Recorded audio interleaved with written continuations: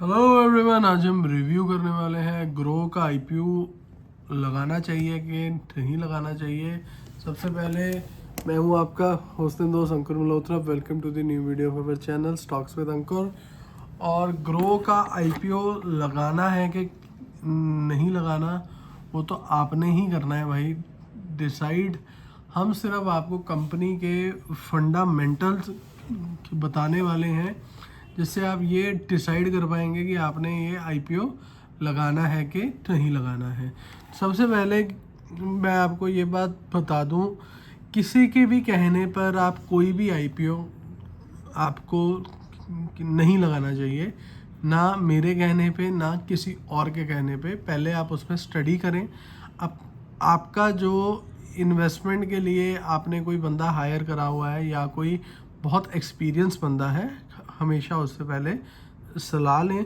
और हम सेबी रजिस्टर्ड नहीं हैं, तो हम तो ये बात बिल्कुल नहीं बोलेंगे कि लगाएं कि ना लगाएं।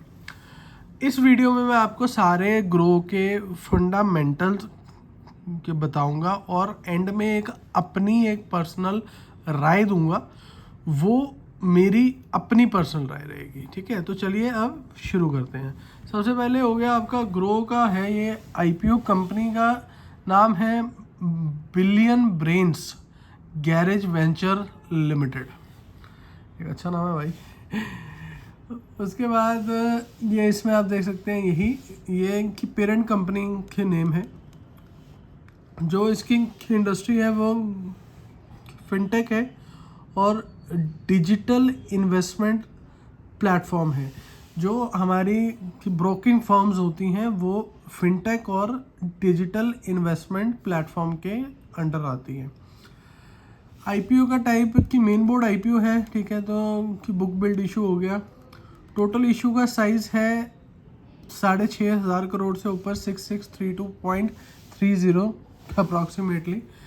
इशू के जो कंपोनेंट्स हैं, ये देखने वाली बात होती है कि इसमें फ्रेश इशू जौन सा है वो कि 1060 है और ऑफर फॉर सेल है 5572.30। सबसे अच्छी चीज़ इस इशू में क्या है जिसके कारण कई लोग ये आईपीओ लगाएंगे या इस स्टॉक में इंटरेस्टेड रहेंगे? एक स्टॉक मार्केट का ब्रोकर जो प्रॉफिटेबल है, उसका स्टॉक अगर आपको 100 रुपये के आसपास मिल जाए तो कौन नहीं लेगा। यही एक मेन इसका पॉइंट है कि 100 रुपये में आपको स्टॉक मिल रहा है जिसकी पोटेंशियल है, लेकिन 100 रुपये देख के आपको डोलना नहीं है। ये क्यों, ये मैं अभी आपको आगे बताता हूँ। 150 शेयर का एक मिनिमम वो रहेगा रिटेल के लिए, जो 15,000 रुपये की इन्वेस्टमेंट हो जाती है। और सब्सक्रिप्शन के डेट 4 तारीख को ये खुलेगा और 7 तारीख को हो जाएगा कि बंद, और कि लिस्टिंग की 12 तारीख को होनी चाहिए कि बीएसई और कि एनएसई की दोनों पे होगा ये लिस्ट। अब क्या है, सबसे पहले हम आपको ये बताते हैं ये कंपनी बिजनेस क्या करती है, इसका पॉइंट क्या है, what are the main things जिससे ये पैसा कमा रही है। ग्रो एक leading direct to customer digital investment platform है। सिंपल भाषा में जो हम ब्रोकिंग करते हैं स्टॉक्स की, वो उसके लिए एक प्लेटफॉर्म है। जैसे कि एंजल वन हो गया, सरोदा हो गया, ठीक है, और क्या XYZ की बहुत सारे हैं। वो उनके साथ एक ठीक ठाक प्लेयर है ये, जिसमें आप स्टॉक्स में, फ्यूचर फंड में, एफएनओ में, ETF, आईपीओ और चीज़ों में आप इन्वेस्ट कर सकते हो। मार्केट की जो इसकी पोजीशन है, जैसे कि मैंने ये बनाया आपको कि one of the India's largest and fastest growing investment platform by active users on national stock exchange. Company के जो कि फाइनेंशियल्स हैं वो स्ट्रॉन्ग हैं, वो मैं अभी आपको आगे की बताऊंगा। और फंडिंग की जो यूटिलाइजेशन है जो कि फ्रेश इशू की, वो क्लाउड इंफ्रास्ट्रक्चर के लिए होगी, ब्रांड बिल्डिंग के लिए होगी, ठीक है, और जो आपकी मार्जिन फंडिंग की वगैरह के लिए वो भी ये उसमें की यूज़ करेंगे। तो कुछ मतलब कि एनालिसिस का की व्यू है कि सब्सक्राइब फॉर की लॉन्ग टर्म, वो मैं पहले ही आपको कि बोल चुका हूँ, करना है कि नहीं करना वो आपने कि डिसाइड करना है, ठीक है। स्ट्रेंथ क्या है, एक अच्छा ब्रांड है, यूज़र बेस इन्होंने कि अच्छा के बना लिया है, डाउन बहुत कम होता है, इजी टू स्टेप इन है, मतलब इजी की बोर्डिंग मतलब है इसमें। कंसर्न्स क्या हैं इसमें, जो आपका इनकम होती है ये इनकी ब्रोकिंग की फर्म्स की, वो ज़्यादातर होती है एफएनओ से, क्योंकि ज़्यादा जो कि ब्रोकिंग की मिलती थी वो इन्हें की मिलती थी एफएनओ से, क्योंकि कि फास्ट की ट्रेड होता था, फास्ट ही कैंसिल होता था, बिकता था, लिया जाता। लेकिन अब एफएनओ स्लोली कम होता जा रहा है, तो ये एक बहुत बड़ा कंसर्न है। ग्रे मार्केट में की प्रीमियम पे ही अभी ये चल रहा है, तो अप्रॉक्सीमेटली 10-15% प्रीमियम पे है। तो अभी हम आ जाते हैं इसके स्टैट्स के ऊपर। स्टैट्स के ऊपर आप देखेंगे तो सबसे पहले इसकी की मार्केट कैप है 61,736 करोड़, जो एक ठीक ठाक की मार्केट कैप है। स्टॉक का जो पीई रेशो है वो है 34.9, तो ये एक बहुत अच्छा की रेशो तो की नहीं है कि प्राइस टू अर्निंग रेशो, लेकिन आप कह सकते हो जो इनका इंडस्ट्री स्टैंडर्ड है वो 25 to 35 के बीच में ही है, जैसे कि एंजल वन, मोतीलाल, IIFL सबका इसके आसपास ही है। जो इसमें की अच्छी बात है वो आप देख सकते हो, रिटर्न ऑन कैपिटल एम्प्लॉयड 60.8 है, on return on equity is 48.4 और फेस वैल्यू है 2 रुपये। तो आगे स्टॉक का स्प्लिट होना थोड़ा सा मतलब कि मुश्किल रहेगा, क्योंकि पहले ही वैल्यू इसमें 2 रुपये है। प्रोज में क्या है, सिस्टम की जनरेटेड प्रोज में आपका इसका ROE 3 साल का 31.4% है, ठीक है।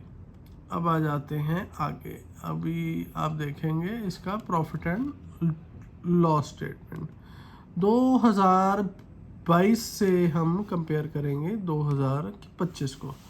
सेल 351 करोड़ थी और वो 2025 में 3902 करोड़ हो गई है, 11-12 टाइम्स सेल्स।